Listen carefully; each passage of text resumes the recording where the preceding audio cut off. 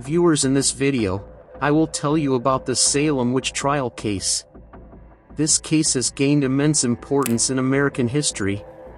Friends, what is witchcraft and who is a witch? We can also call witchcraft black magic. A witch can be described as a woman whom Satan gives his power to harm people. In return, this witch becomes loyal to Satan. Friends, we often think that the history of black magic started only in our region or Africa. But this is not true. Witchcraft spread rapidly in Europe and the West in the 14th century. It was viewed very negatively, and in some places, witches were sentenced to death.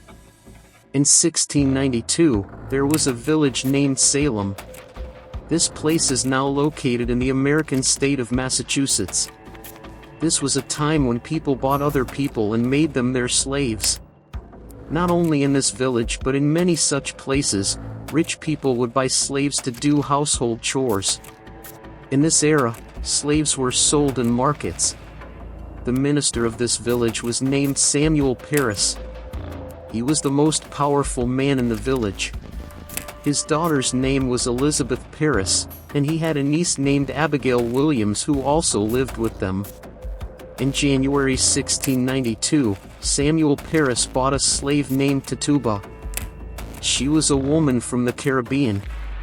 She did all the chores for the family and followed their orders. Like other slaves, Tituba was treated very badly. But the family didn't know that Tituba was trying to become a witch. To take revenge for her mistreatment, Tituba started performing black magic on Samuel Parris' daughter and niece. A few days later, both girls fell ill. Their conditions started deteriorating. They would scream day and night and tried to attack anyone who came near them. They were taken to the doctor, but it was of no use.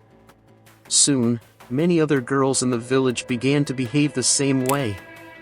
These girls screamed all day, their voices changed, and many had to be tied up.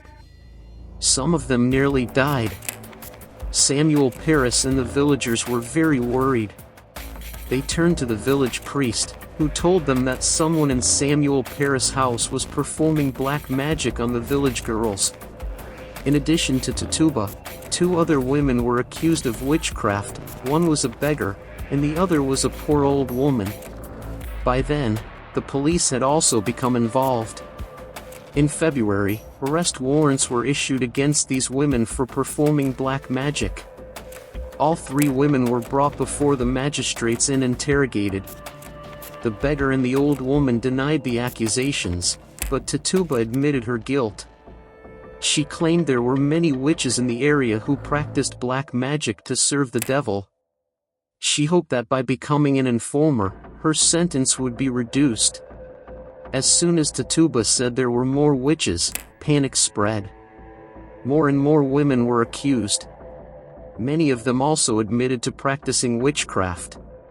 In May 1692, William Phips became the new governor of Massachusetts. He created a special court to hear only witchcraft cases. On June 2, 1692, a woman named Bridget Bishop was hanged. 8 days later, 5 more women were hanged. In August and September, 13 more were hanged, and 7 witches died in jail. This area of Massachusetts became like a graveyard. Many of the women were innocent and had no evidence against them, but due to public fear and anger, they were executed. Some people used the accusations to settle personal scores.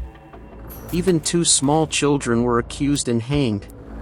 This period is called the Black Era of Law in American history, where countless innocent people were wrongly accused and executed as witches. Gradually, the courts, police, and government realized their mistake.